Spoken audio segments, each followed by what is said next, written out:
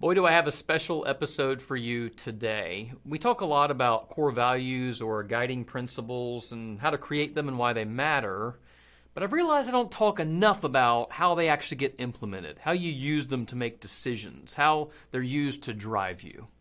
On today's episode, I talked to Letti and Bo Bozard. They run a very large Ford Lincoln dealership here in St. Augustine, Florida. They've been incredibly successful at growing over time. We talk about succession from family members. We talk about creating and then using guiding principles to make big decisions. We talk about all kind of things that they're doing within their car dealership that are so unusual compared to what you would normally experience. They're the kind of leaders that I want to be, and I think you're going to get a lot of insight, wisdom, and info from this interview. Without any further ado, here's my conversation with Letti and Bo.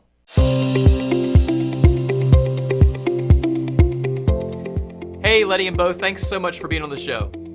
Glad to be here. Thanks for having us. So I'm super excited to talk to y'all because, you run one of the, I'd say most well-known businesses in our area that's highly respected, not just for the work that you do, but the way that you care for your people. And that stuff matters a lot to me.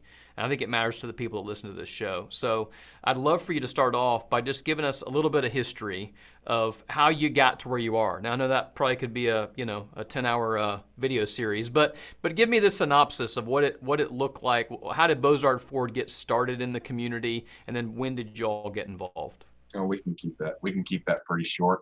So we're coming up on 73 years in St. Augustine in January. So if we do the subtraction, that brings us to 1949, when our grandfather was just out of the Navy, and met our grandmother, whose family was in the Ford business in Jacksonville. When it came time to have that conversation, how are you going to support my daughter, in marriage and whatnot?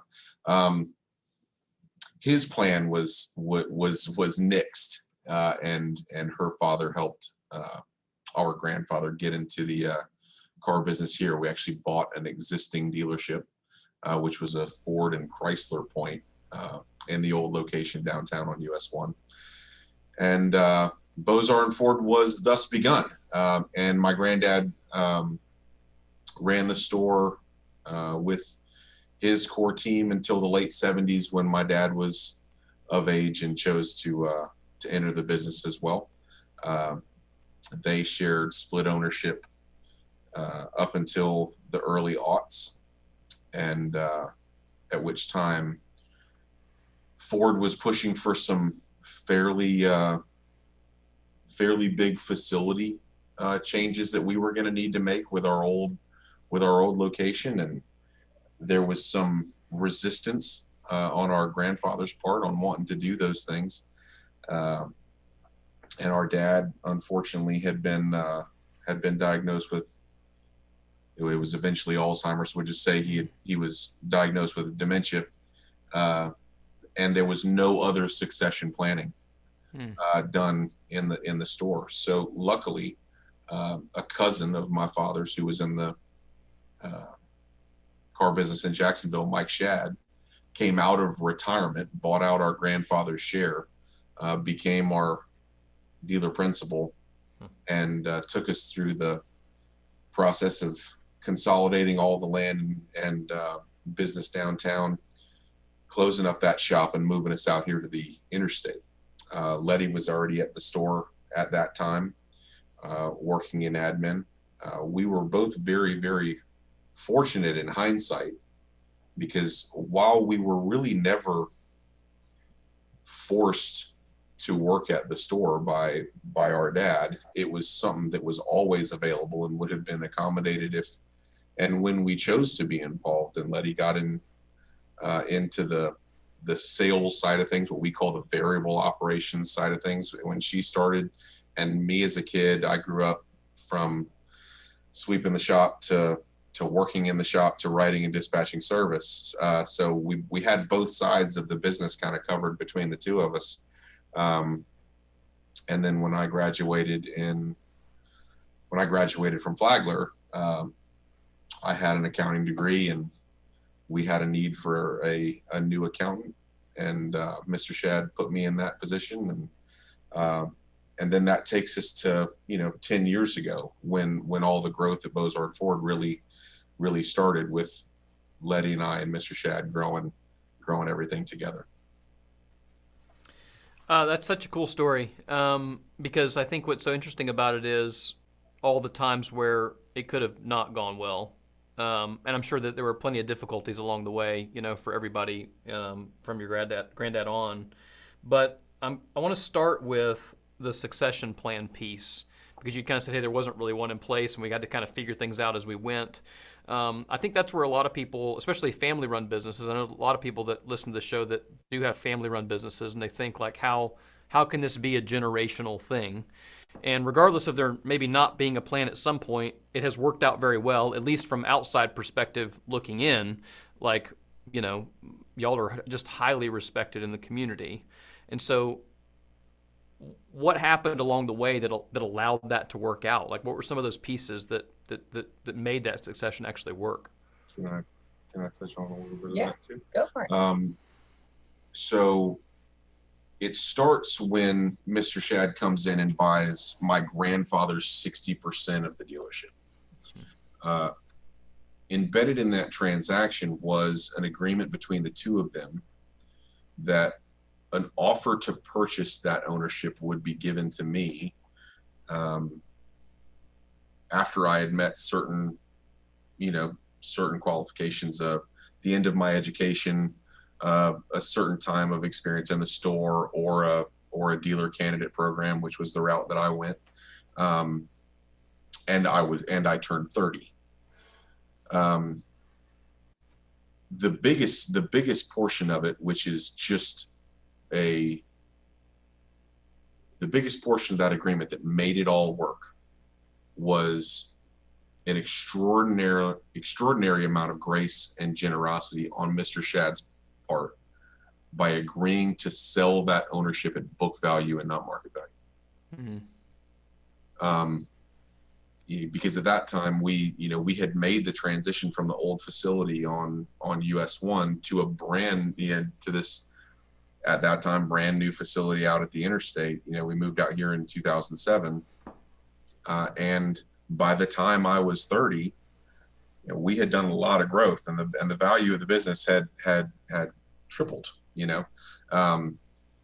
So the generosity to hold it at book was what made the pieces and parts click. So now fast forward a little bit, I turned 30. We have to execute some portion of this arrangement. But Mr. Shad came to me and said, I have to offer to sell this to you, but I'm not really ready to retire. I'm not done working. So and he was framing it as he was going to go ahead and fully execute the arrangement. And then would I in turn right around and hire him as a consultant? And so what we did was we came up with a new arrangement where I was just going to buy a portion of it back. He would remain an owner for another 2 years. And then a combination of either Letty or I could buy out that remaining 20%, which is what he was left with. And then Letty finished that up 2 years later, That's just it's so interesting to hear it all play out. I actually didn't even know that Mike Shad had been involved. Like, I know him just from the name, in Jacksonville. And for those that are listening that aren't familiar with our local area, St. Augustine, Florida is a relatively small town, the oldest town in the country. And it's kind of a subset, or Jacksonville being north of us is quite a bit bigger. But in St. Augustine, there is a lot of family businesses, a lot of heritage. History matters a lot. And I know that matters to y'all, like the history of your family and the hard work that's happened over time. I'm curious for both of y'all, but really maybe Letty, the value maybe of doing a lot of the different things that y'all have done in the dealership. Because one of the things Bo said a minute ago was, you started out in admin. And so you've both done a lot of the jobs, I would imagine, that are in the dealership, even though now you're running it. So what's the value of that been over time now that you're leading? It's been valuable, but I don't know that it's necessarily, I don't think I would say that the value comes from the fact that I actually know how to do the task at hand, right? And I think Bo would agree. I suppose there's some inherent value in if the world turned upside down and Bo had to write a service ticket that he could, right? Or I could go and sit in finance and print your paperwork for you to buy a car. And there's certainly some minimal value there, but the real value I think that comes from having done different things is the understanding, for our business anyways, how the different functions lay over each other and what is needed from those different departments to be able to work together.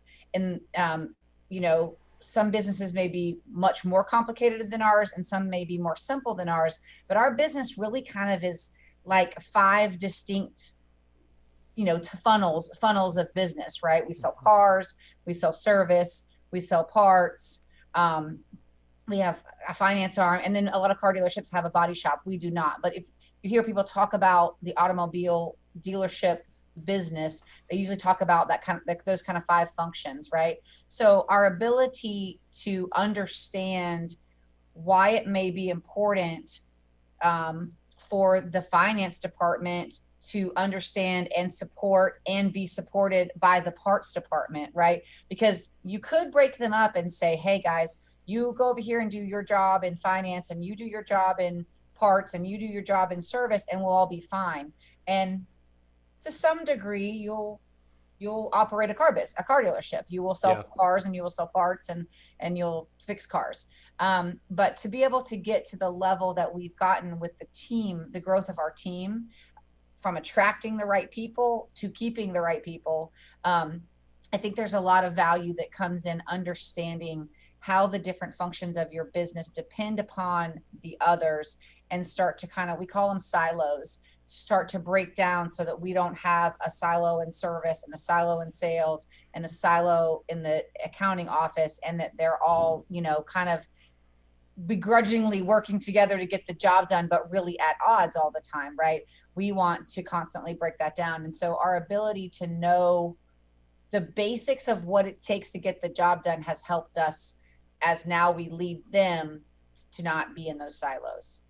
So I think this is actually a really important area that you've kind of moved into, with a lot of people struggle with, even teams that have much smaller internal teams. Like y'all are, how many team members do y'all have now, roughly? 300.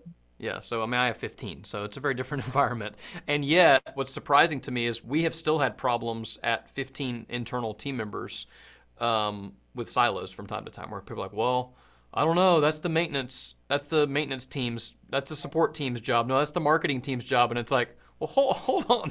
Number one, there's only 15 of us, and number two, like, we hardly even have departments. But that happens, and I would imagine as the business grows, the risk of that is only greater. So, what are some of the things that y'all have done to help break down those silos? Like, what do you do internally to help them go, okay, we're all one team, one family, one mission, one goal? What does that look like for y'all? We probably both have a couple of things that we could pull right off the top of our hip. I'll tell you. For me, the top 2 that come to mind, and this is something that, Bo kind of talked a little bit about our relationship with Mike Shad, and you then explained who he is if someone's not from our area. But Mike Shad was a very, very successful car dealer. And Bo mentioned he came out of retirement, but he had an entire career prior to coming to us, right? And he really served as this amazing mentor to us, right? And something that he shared and truly made important through not only his words, but also his actions and his commitment to it, was in-person communication meetings, right? Now, there's a lot to be said, and we could do a whole nother podcast about quality of meetings. So that's not really where I'm headed, but just the idea that you don't get too busy to get people in front of each other and talk about the things that that need to be communicated between those 2 different people. It doesn't matter if it's the receptionist and the people in the back who thinks that they don't answer her phone in time, right? Those are all human nature conflicts. And when you sit down and you give this employee or this department an understanding of what that other one is going through, you can start to break down those frustrations. So in-person meetings is a big one for us. And then also just the actual communication itself. Communication has been a big tool for us. We're not afraid to have difficult conversations. And we're not afraid to have them early and often and all of that, to try to continue to break down some of those barriers, because it almost always comes from misunderstanding.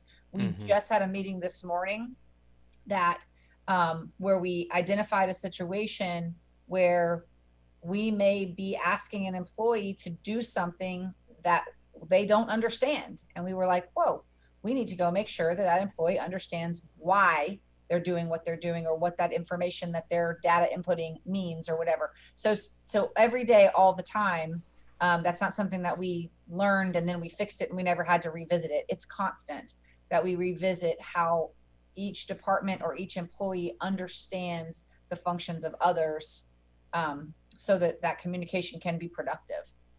You know, one of your viewers can probably, you know, comment in and give me the source, because I have heard it other places, but you know, we just built a new Lincoln dealership, and now there's lots of wall space, lots of new wall space for us to put wall coverings on and art and whatnot.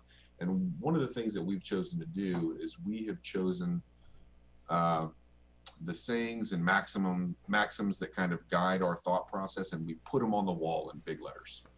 And one of the things that is I don't want to say guiding principle, because we have a list of guiding principles and it's not one of them, but one of the things that we think about often is the saying that when there is a lack of communication, negativity will fill that void. And so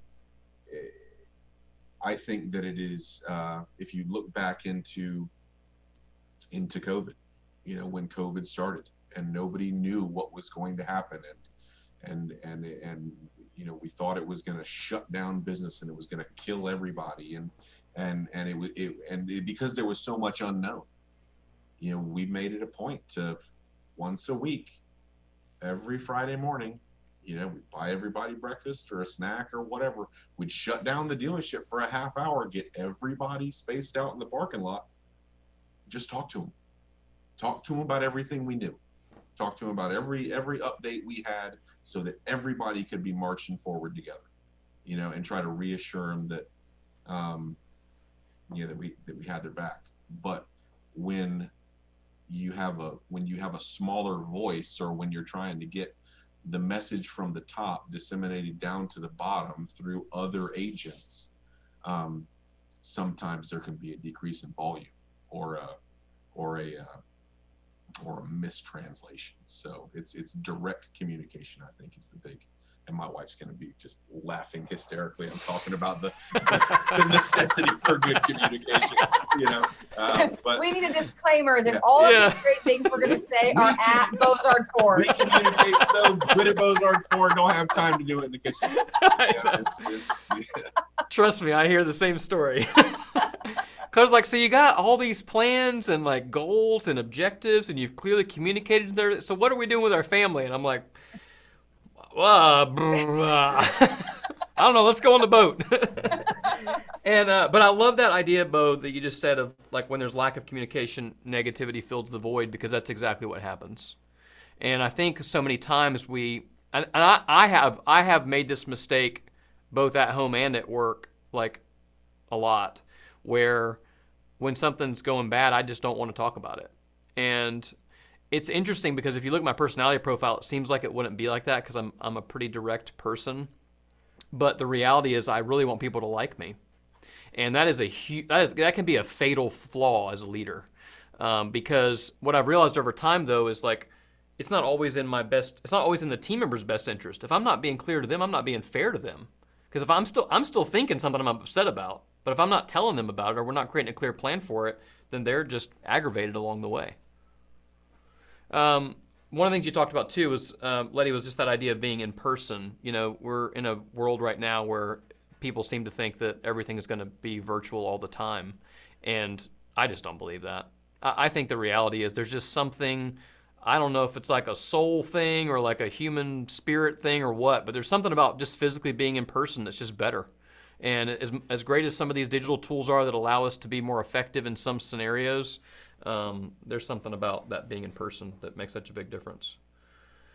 The other thing I'd love to talk about, and Bo, you kind of brought up, you said just opened this new Lincoln dealership. Y'all over the last decade especially have made a lot of big investments, and big investments come with big risks and challenges and opportunities. You've opened a Lincoln dealership. I won't tell all the things that you've done, but give us a few of the big things that you've done, so people kind of hear about those that are different. I mean, even the shirt that you've got on right now. Well, it starts with us running a good Ford operation. We ran the old store well when we were just a single point, and the biggest impetus to move into this new building where we're sitting now is the need for more service space. We were bumping up against the ceiling. I think you're agreeing with me on this. Is we were bumping up against the ceiling of capacity as far as how much service work we could do. And service work is important to a car dealership. It's the percentage wise, that hour of the mechanic's time is the most profitable thing I have to sell. It's not as sexy as the new car, but I'll make 3.5% on the car, whereas I might make 70 on the hour of labor. Right. So you want to maximize that. We had the opportunity to get into this building. Ford was simultaneously kind of making a push to what the motor company calls de-dueling. So we were a dual dealership. We had Ford and Lincoln in the same structure, and they were pushing for standalone Lincoln dealerships. And then hopefully I'm gonna tie all this together. Just bullet points for right now. So need for service capacity. Motor company wants us to build a standalone store. We go to a Lincoln training where they asked for a moonshot. I think Grant Cardone has the thing, is like, what needs to happen for you to grow your business 10 times tomorrow? And that's what they asked, like, what could improve your business 10 times? And then there was something in the water that I just noticed we were having all these babies around here. So we got this big new facility, and what we decided that we were going to take over half the facility and build it into a big joint service operation. And then we could take one of the front corners and we could actually do what the motor company was asking and build the new style Lincoln facility. And then that left us with a little bit of the back of the facility and then this other front corner. Well, the idea that we had come up with at that Lincoln meeting, I keep saying we, Letti and our operations guy, Mr. King, came up with, was that we were going to find a way to put a restaurant in our dealership. And we tossed around everything from a pizza restaurant to a steakhouse before we found Ford's Garage. Because what other way, what's the other alternative to get 500 people a day to come to a car dealership? Well, you could put a restaurant there, and they'll certainly come. And then that left us with this piece in the back that I bounced around the idea of either building an employee gym in it or starting a employee childcare facility, and that's what we wound up going with the Bird's Nest. We found some folks that wanted to take on that project, and we've got a 42 child daycare, in the back of my car dealership right now. That, yes, it prioritizes our folks, but it's open to the public as well. And then the whole thing came together, and then you wind up with you've got this increased capacity right now, and everything should be better. But the bigger you get, it seems like the bigger sometimes you grow, the smaller your actual footprint feels. And a part of our thing was, we sell stuff that's very big. I sell something that's 9 feet wide and 25 feet long, in a pickup truck, and they're big. And if I want to have 1,000 of them here, I gotta have a lot of room. So then it was trying to, buy up every scrap of land that was available, around us to come up with a, I'm not scared of the number of, a $24 million, expansion over about 3 years. So what I'm curious about for either one of y'all is a lot of people sit around and they have these ideas, right? And they're like, hey, it'd be cool if we did this, or it'd be awesome as if we did this, or I think they'd really help the business if we did this, fill in the blank, whatever that is. And I would say ideas are cheap and execution's everything. A lot of people have great ideas, but very few actually go, no, we're actually going to do it, and we're going to do it like well. And I mean, I've been to all of your facilities. I've toured everything. For people that are local that have not been to Ford's Garage, you should go check it out. Just such a super cool restaurant. They got like a Model T or A or something hanging up above the bar. It's really, really neat. So it's not like you just tacked on like a little sandwich shop. Like this is like a super high end, super nice, restaurant where you can go grab a beer or burger or whatever. It's just really well done. Same thing with the daycare. Like it's high. I care about branding. It's my thing. So like it's high, it's well branded. Like you've cared about the details. So what kind of gave you the, the willingness to overcome the fear of the risk that's involved in those kind of financial decisions, and just the pain of doing it sometimes to just get it done? Like what gave you that strength? I'll share something with you, and that we don't have enough time to go into all of them, but Bo mentioned it earlier about having guiding principles. We definitely have, especially in the last 10 years, many of which are built upon the family history and what we want our store to represent.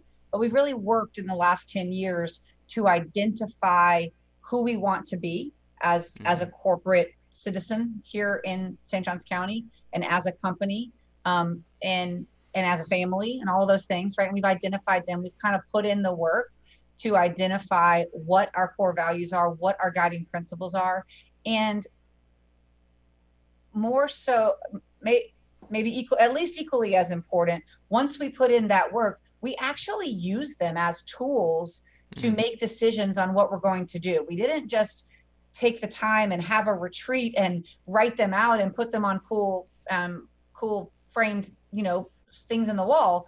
We actually refer back to them. And I'm telling you a little bit of that backstory. There's multiple, but one of them, we have our vision statement is driven to inspire. It's on the bottom of our logo, and each of the letters in the word inspire represents something different, one of our guiding principles.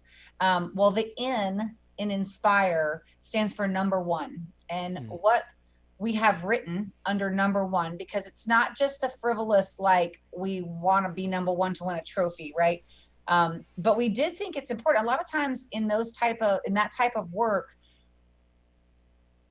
we want to put the feel good stuff in, and we don't want to put like the profitability stuff in, or we don't want to put the big meaty stuff in because we want it to feel good, right? Well, we do want to be the best at what we're doing, right? That's actually important to us. Yes, we want to serve our community. That's what the S stands for, right? We want to engage. That's what the E stands for. But we also want to be really darn good at what we're doing. So one of our guiding principles is that in inspire, and it's number one. And what it says is anything worthy of our efforts is worthy of our best efforts. And as you were asking the question that you're asking, that's the first thing that came to my mind, is we kind of told ourselves 10 years ago, hey, this is who we are. We're going to do it well.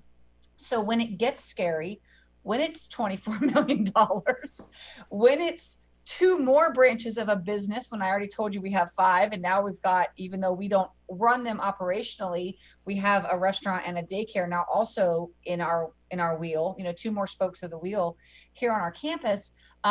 When those things get scary, we kind of have to be true to ourselves and say, we could have indeed put a cafeteria or a cafe there that was kind of nondescript, and it might have been a little bit more comfortable, especially to the checkbook when it comes to the build out, right?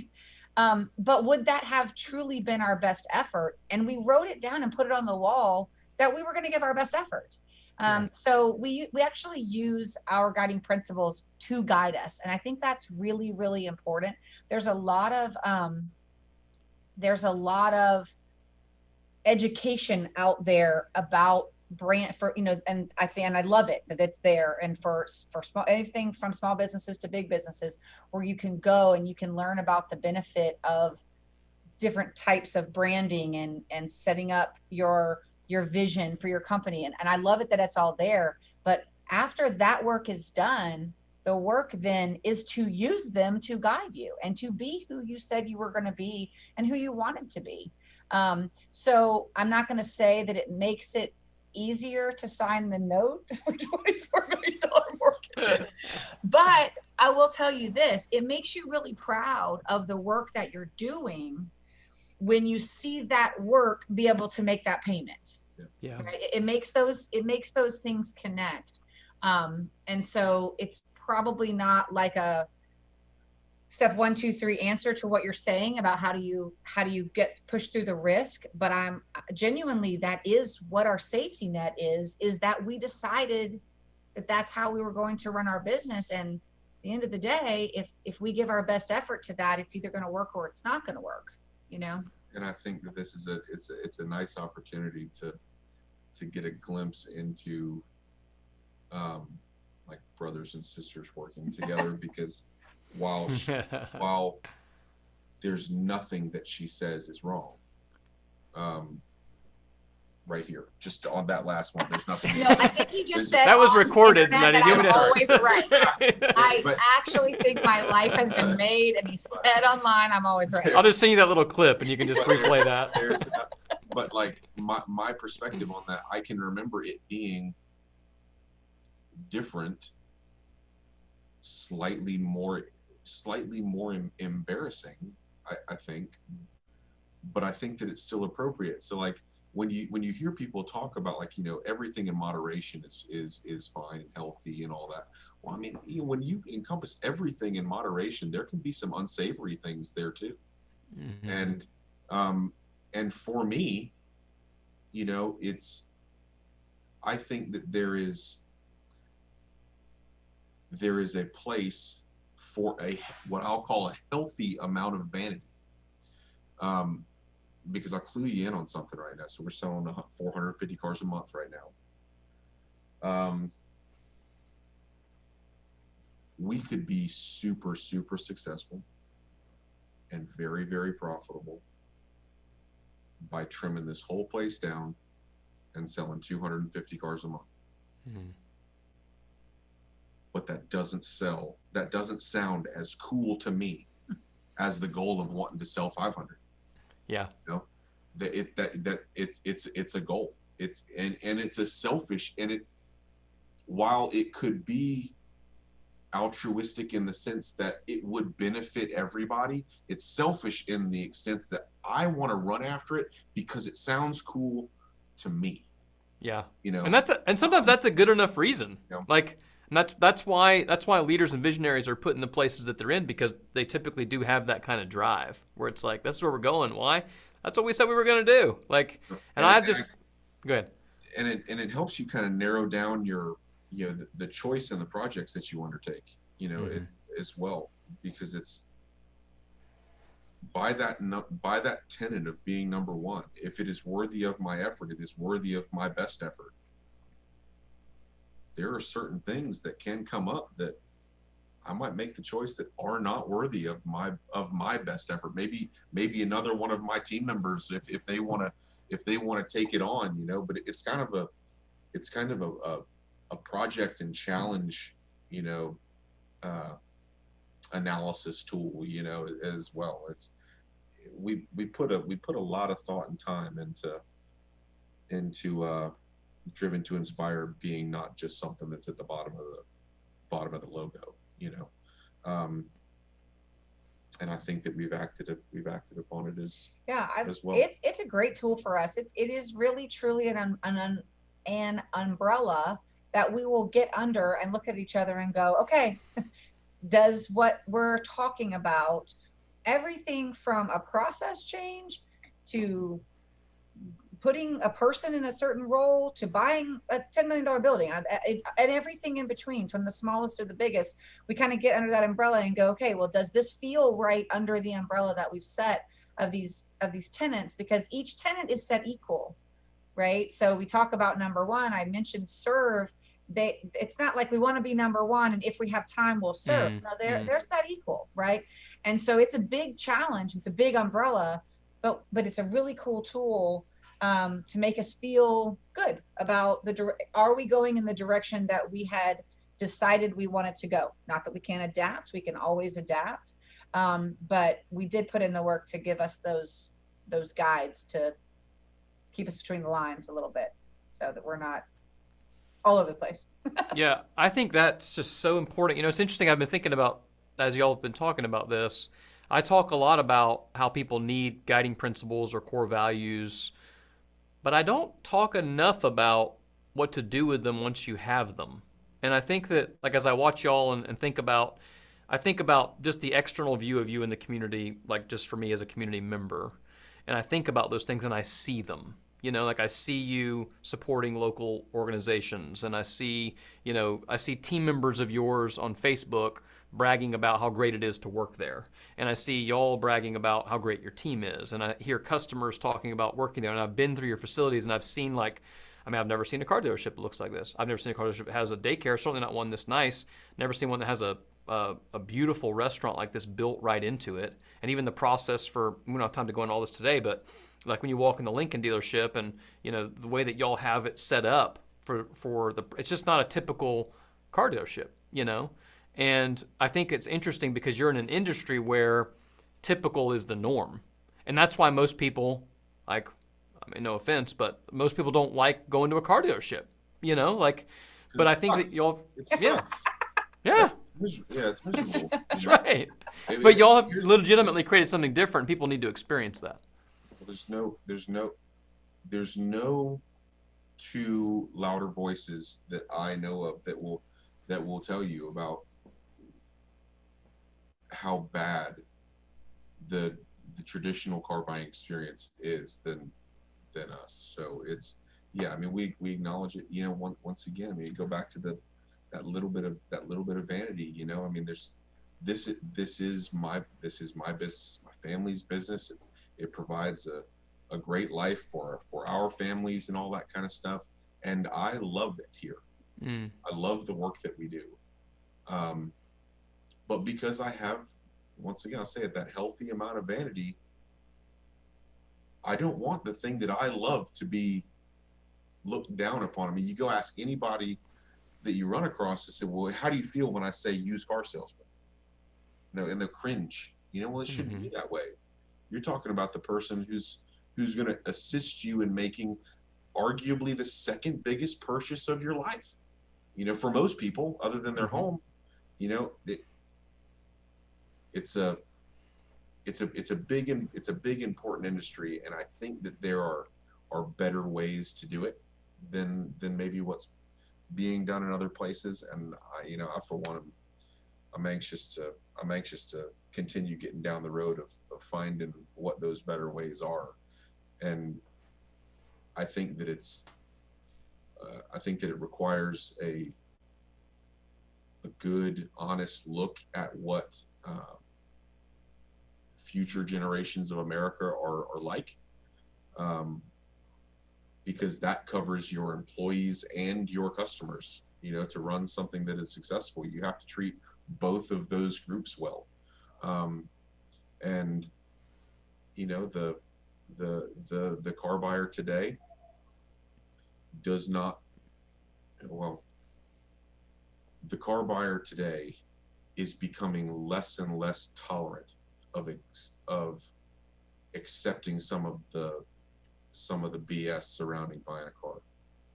Well, I even think about it as it relates to why, like, Carvana is such a right. They don't want to deal with it. Appealing thing to some people is because, well, I won't have to deal with the dealership, you know. But you know, there's nothing that tells me that we have to continue to make a you know, a bad product or service. So, like, what can I do to now know that information about that about that customer, and how can I meet him wherever he is?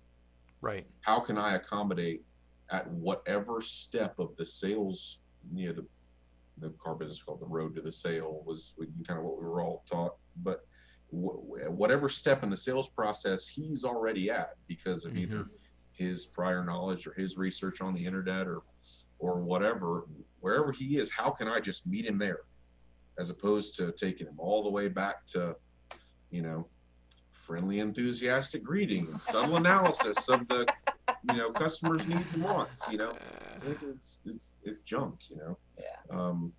It's interesting to kind of get off on that topic a little bit about our business, because our business is one there's a really clear kind of stereotype, maybe for lack of a better word, for some of our functions, right? And people have really strong feelings toward them. But I think every business probably has some things within it that it's like, man, I wish whether it's employees or customers, like Bo was saying, consumers, like, I wish they would understand, it doesn't have to be like that, or I wish they could see it from our side. And honestly, it's like, for us anyways, I liken it to, it has maybe a little bit of a bad connotation, but it's like going to rehab, right? The first step is we had to own the fact that it was bad. Now, right. Bo and I's generation of car dealers, right? Like a car dealer that started 10 years ago or 20 years ago, like they weren't the ones who made it bad, right? But over time, that industry, that experience for those customers, it was bad. So we're not over there saying, poor us, people think that used car salesmen are bad. We had to say, the reality is that people now, after 100 years of whatever happened in that 100 years, this is the point we're at now. And what is our mark going to be from now for the 40 or 50 years, that we're impacting this place? And so it's kind of like an own your own crap moment. And then very quickly, what are you going to do, to move forward? And that's where Bo kind of got into some of those things, is how do we meet customers where they are? How do we learn, new generations? But the own your own crap stuff has to come first, because if we sat over here and said to you, Jay, hey, let us tell you why it's not bad, and hopefully you'll feel bad that you ever thought it was bad, we're not actually going to get anywhere in mass. Bo and I can get in front of X number of people in our lifetime, right? But really what we have to do is just own it, and then start to create experiences and processes and build teams that can go out and act upon this new way, so people can feel that it doesn't have to be that way. Because we don't have enough time in the day to sit down, even just with all of our friends and people we know, to try to explain to them it doesn't have to be that hard. We have to show them as a dealership. And there are dealerships that are doing this in our industry, which is encouraging, probably not all of them, but or even close to all of them, but there are ones like us that are out there, and we're hopeful that we'll be one of those dealerships that does, in our careers, one of the things that we accomplish is to impact some of that experience for people. Because at the end of the day, the message is the same. It doesn't have to be that hard to buy a car. But I think that is such a big deal for everybody to think about from a messaging perspective. My uncle owns an insurance business, and he taught me a lot about business. And I always used to joke with him. I'd say, well, as a marketer, we're like one step above a used car salesman. And he was like, well, as far as trust goes, and he was like, well, as a insurance guy, I'm 2 steps below a used car salesman. But in that conversation, I said to him, I said, well, this is why some of your messaging needs to say, hey, we understand that you don't trust the insurance business. Frankly, we've been in it for 25 years, and we see a lot of things we don't trust either. And like when you own, like just what y'all just did, like it doesn't have to be that way. When you own that, it creates so much impact for people. And it's not just about saying, it's about actually doing it. Because you could say it till you're blue in the face, but when you actually do something about it to create that change, just a perfect example, people listening, the first time I went to Ford's garage, my thought was there was a high probability, not based on y'all's character or your business, just on like how people operate, that I'd probably have salespeople wanting to hit me up for a car when I'm waiting to, get a burger and a beer in the parking lot, because it was busy, and so you got to wait a little bit. And that didn't happen at all. And I think y'all even said something like that was an intentional, like it's kind of an off limits, that's you know, it's strictly against the off- that's rules. strictly off limits. Right. We Which, do not- but a lot of people would do that. A lot of people would use that as an opportunity, and I think it would be a turnoff all the way around. And instead, it made me go, "Wow!" I'm like, this is how it should be. There's a big thing, you know, when you go back to the core of the restaurant idea in the store was that it was going to be a standalone, separate from the dealership, successful restaurant for the long term. And I think that in the short run, as big as St. Johns County is, when you look at where that restaurant is, like on the county map, there's not a whole lot of food out this way if you don't like Sonny's or Cracker Barrel, you know, on the interstate from 206 to 210. So we would probably in the short run still have the success. But if I had somebody, you know, flicking business cards at you, you know, when you were, you know, eating your hamburger, saying a whole lot of if I could, would you nonsense, you know, Right. it would be detrimental. It'd fail. It would. Because people very quickly can realize the headache and the hassle. And especially when you're talking about where do you want to go and relax with your family and have a hamburger and a beer, it's not somewhere where you're going to get, you know, molested by a car salesman. So That's right. It had to be its own rarefied and sacred space, you know. So yeah, it's off limits for us. So, not to be a broken record about the guiding principle thing or our tenets and inspire, but when I tell you that we use them, literally we stand on them, right? And in a way it sounds great. That's what we're great people, but also it makes our lives easier because we have set up, you know, like that's the saying, like good fences make good neighbors, right? Good, you know, locks keep honest people honest. Like our rules, if you want to call them rules, or our parameters, our guiding principles that we've set for ourselves, keep us in this path. And the R in inspire is respect. And at the end of the day, what you're talking about and what Bo is talking about is there was an opportunity, there was a profitability opportunity there for us to market more directly to those customers. Okay. Even if we could have found a way to do it well, right. We could have marketed to those customers, and there's financial opportunity there if we sell more cars. Right. So we made the decision to forego that opportunity for a bigger picture. And when we got under the umbrella, we're entering into a relationship with another business that is sitting on our property. We want the most symbiotic, fun, loving relationship with this business, right? Because we want the two businesses to stay together for a long, long time. Right. So we had to build that relationship, and the R in inspire is respect. So at the end of the day, we either had to choose our guiding principle that we were going to respect this relationship with Ford's Garage, or we were going to seek out some potential, realistically very probable profitability opportunity, right?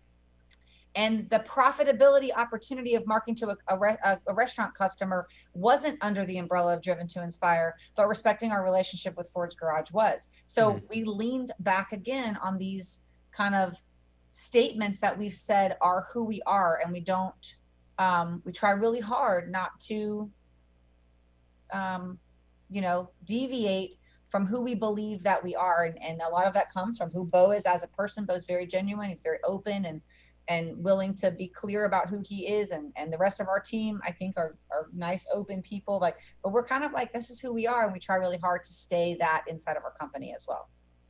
And I think that's definitely, you get to the same spot. You get to the same spot. I mean, it's one of those deals where, from the profitability standpoint, so you get to the same point whether or not somebody solicits you at your table as soon as you sit down with, hey, would you like to get your oil changed while you wait, versus somebody dropping their car off on the way to the restaurant because they knew they could eat there while they waited. I mean, it gets to the same point, but just one is less creepy. You know? Yeah, it's the right way around. I mean, I think that's definitely become the theme and probably the title of this podcast is, you know, leading with guiding principles. And I just, I see that not just in your words, but in your actions, and that I think that's really valuable. I need to land the plane a little bit here. I said I would take less time than I already have, so I'm gonna do my best to round us out here. But there's last questions that I always ask. Two things I want to leave us with. Number one, and this is a big question, I know, but I always like to close with it because it matters to me, is work-life balance means something different to everybody, and it changes through different seasons of life. But I'm curious for you, things that have or haven't worked for you in the midst of growing a big business and the rest of life that's around people that you care about that aren't necessarily in the business day to day. How has that changed different seasons? What have you done that's worked? And then the last thing is just any parting advice you want to leave with business leaders to build a business that lasts. So work-life balance, parting advice. What do you got? Let me go first. So I will share one thing really quick with you. I actually choose not to use the word balance because I have found in 20 years of raising daughters and running businesses and trying to figure out my own self as I've grown up, is that I'm not certain I can find balance. So I that's not really something that I strive to. And I've spoken at a couple other women's events and stuff. That's a big thing for women is balance. Like, how do we balance it all, right? And I actually had someone who's a dear friend of mine, but she was speaking at an event and I was there as a guest, said something, this was probably 5 or 6 years ago, and man, did I latch onto it. And I've used it ever since, is that I'm not looking for balance, I'm looking for harmony. Yep. And so I don't necessarily have to take work and life every day, every week, every month, every year, and set them in balance with one another. But I do need to make sure that as I weave between the two, that the two are in harmony with each other. Meaning my children aren't at home thinking my mom's always at work, right? And she can't make it to my things. Because the reality is there's going to be some things I can't make it to. Yeah. Right. And then at work, I'm not over here, whether it's me or whether it's my team, feeling like, man, she's just constantly leaving to go over here and prioritize this. So I work hard to try to find harmony within all of that. Back to the same thing we were talking about a little bit with employees, helping my kids to understand why things are important to me personally, not like this is my job, but hey, let me, and that gets easier as they get a little older. It's hard to tell a 3-year-old about your life goals, Bo's like, yeah, no kidding. But again, age appropriate conversations with your kids. And quite frankly, like I mentioned in what we were just talking about, being open with your team as well to say, hey, family life is important to me, and their family life is important to us. We have some pretty strict expectations of our team members to not neglect family life in order to, just pursue their goals here or whatever. So yeah, I'm a harmony girl, not a balance girl, and on that one, but I do try to make sure we talk about it. And I guess parting advice for other leaders, just because I did stay on it a lot, is, when you're doing the work on identifying what you want your company to represent, what you want the personality and the character of your company as its own little entity to be, as you're doing that work, think about how you're going to use them once you've established those principles or those tenets, guidelines. There's so many words for it. Because they're really useful, and there can be a lot of work that can go into creating them, and then all of a sudden you're back in the muddy water of trying to figure out how to do life. And so, not to say that you can't in 20 years time sit down and say, man, something that was so important to us 20 years ago might not be at the top of our list anymore. That's okay. But for the most part, we all know who we are inside of ourselves, right? Especially if you're driven enough to go and take all of the risks and put in all the effort to run your own business, But even in the corporate world, someone that's motivated enough to really move through a corporation can grab onto that too. You kind of know inside of you, who you are, who you represent, and if that's what you want your company to also represent. Give yourself those tools and then actually use them to prop yourself up, so you're not sitting the whole time doubting. I think doubt sometimes can be one of the worst things that that in that we talked about negativity fills the void. Doubt is negativity, right? Doubt is that, and it can really get in there and pick away at you. So give yourself great tools to accomplish the things that you want to accomplish. I think that so I have been showered with the Lord's blessings my whole life, and it started to relate to this question when Stephanie and I got married, and the first two years of us being married and me working in the office,